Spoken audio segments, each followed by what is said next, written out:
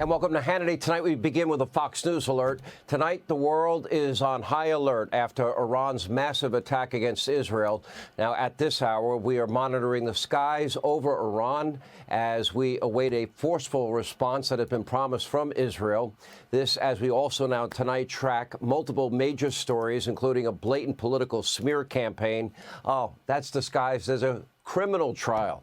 Jury selection now underway in New York City, where the very leftist district attorney, Alvin Bragg, is determined to prosecute Donald Trump for a decade-old defunct misdemeanor surrounding the labeling of business documents. Now, the bogus charges are well past the statute of limitations, but Alvin Bragg has mysteriously upcharged what would be misdemeanors to felonies by tying in a federal election case that was specifically never prosecuted even by Biden's weaponized DOJ. If this all sounds convoluted to you, that's because it is. These are not legitimate charges. This is not a legitimate trial. It is a perfectly timed political scheme led by a prosecutor who did campaign on, quote, getting Trump, sound familiar, and presided over by a judge whose family is deeply involved in Democratic politics. Now, coming up, we're going to explain in detail the real truth behind the bogus Trump trial in New York City and why weaponized justice is now posing a real, clear, serious threat to our country and to constitutional order, something Democrats say they care about but obviously do not. But first, we have officially reached yet another low point, maybe the lowest from the Biden administration. Today, disruptive protests broke out all across the country. You have far left-wing Biden-supporting agitators blocking airport traffic in Chicago, others causing a massive traffic jam on the Golden Gate Bridge. In state after state, angry far-left demonstrators causing chaos, blocking traffic, and this nothing but a vile nationwide protest against Israel. Yet one day after the world's only Jewish state was brutally attacked by Iran. Over the weekend, you had this unprecedented escalation of violence from Iran. Israel faced more than 60 tons of airborne explosives, including 170 drones, more than 30 cruise missiles, and over 120 ballistic missiles, most of which were launched directly from inside Iran's borders. Now, following the attack, where, here was Joe Biden's message to our closest ally in the Middle East: you're on your own, and we won't support you if you defend yourself and fight back against radical Islamic terrorism. This all happened during a call with Israeli Prime Minister Benjamin Netanyahu. Biden reportedly urging Israel not to fight back, emphasizing that the U.S. will not participate in a response against the #1 state sponsor of terror. The contents of that call, they were then leaked to the press, likely by the Biden White House. So you have to ask, why is Joe Biden so openly hostile to one of America's closest allies as it is fighting for its very existence and its very survival? And where is Joe Biden's moral compass? Why is there no moral clarity when it comes to taking a stand, again, against the #1 state sponsor of terror? The answer is very sad and beyond pathetic, probably the low moment of his presidency, which says a lot. You take a look, you want to know where this begins? In Michigan, the Democratic primary. Over 100,000 voters cast their ballots for uncommitted. In other words, 18.9% of Democrats in the Democratic primary would not vote for Joe Biden, in large part because they sensed he was supporting Israel too much. In Wisconsin, nearly 50,000 issued uncommitted protest votes against Joe. Well, again, probably because of his what was really tepid support for Israel. So now Joe, he's trying to appeal and appease his radical base. The ones that are, look at your screen, blocking traffic on critical bridges and thoroughfares.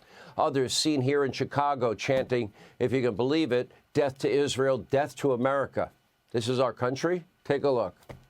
So, it has two meanings, depending on who's asking. It can mean death to or down with. So, can we get a Mark Bar America? We can get a Mark Bar America. Yes, we can. Mark Bar America! Mark Bar America! Mark Bar America! Mark Bar America! We'll play you that full tape straight ahead tonight. Plus, we will show you how the peace-loving ceasefire crowd literally celebrating Iran's attack against Israel. There are now a growing number of people living inside of the United States that not only hate Israel, but seem to hate our country as well and our way of life. And they are now openly aiding both Hamas and the terrorist state of Iran. How is that not being morally repugnant? But in an effort to appease his radical base and win back voters that he's been bleeding, and a few thousand votes in Michigan and elsewhere around the country, Joe is ready, willing, and he's clearly willing and able to throw Israel under the bus as they now fight back against radical terrorists out of Hamas, Hezbollah, and Iran, all supported by Iran. The Islamic Republic of Iran that is now wealthier and more emboldened. Why? Because of Joe Neville Chamberlain Biden. Beginning during his time with Obama. Remember, Biden worked hard on that Iranian deal to appease Iran for nearly 2 decades. First, with the insane nuclear deal, remember the one that freed up $150 billion for the mullahs of Iran in exchange for a mere promise that they won't build a nuclear weapon? And a short time later, in 2016, the Obama administration paid out yet another $1.7 billion to the mullahs in Iran to free 5 American hostages. And then as President Biden once again unfreezing billions of dollars for Iran. This time he had authorized $6 billion to free 5 American hostages. Boy, the price went up quite a bit. Biden also eliminated critical sanctions against the sale of Iranian oil and flat out stopped enforcing any and all other sanctions. What's the result of that?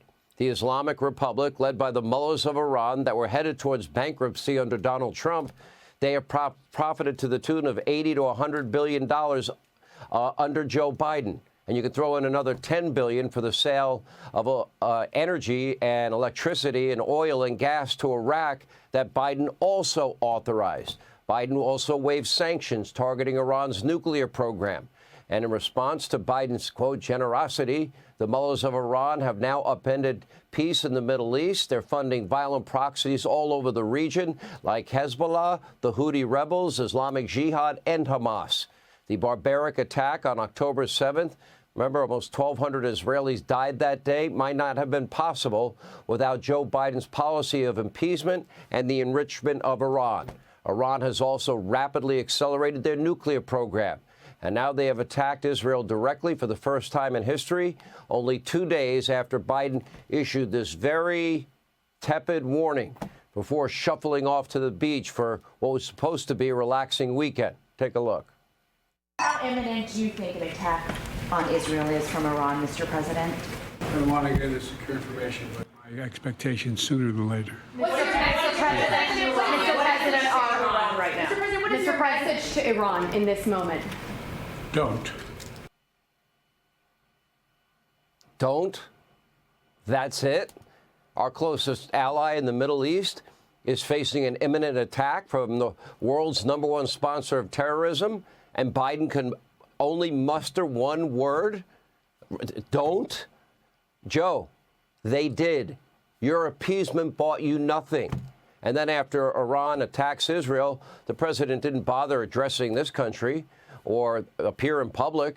And get this, Senator Lankford is now demanding answers after the Biden administration allegedly granted a U.S. visa to Iran's foreign minister after they attacked our top ally to appear in this country later this week.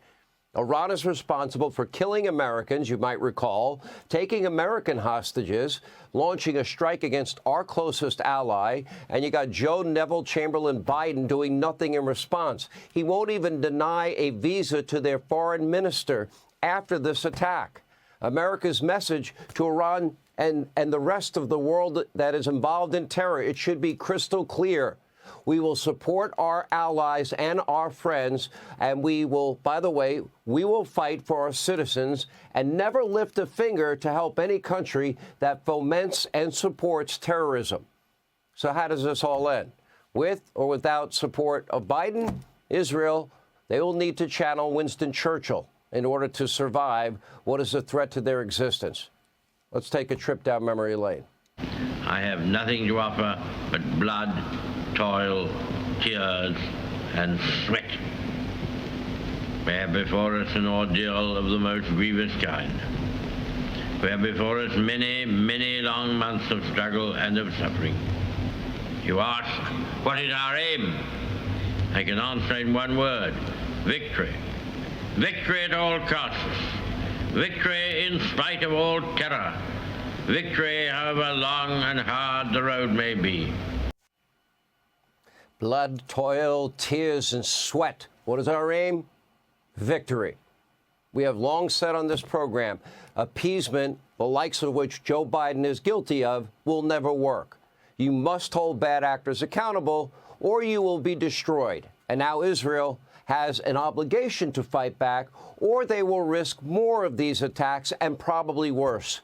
But they clearly, with Joe Biden as president, will do so without a United States president that has any real moral compass or clarity, and against what is a new axis of evil that he is allowed to form under his watch, and that would be Iran and Russia and China. As we speak, by the way, Russia is now helping Iran harden its defenses. Hey, Sean Hannity here. Hey, click here to subscribe to Fox News YouTube page and catch our hottest interviews and most compelling analysis. You will not get it anywhere else.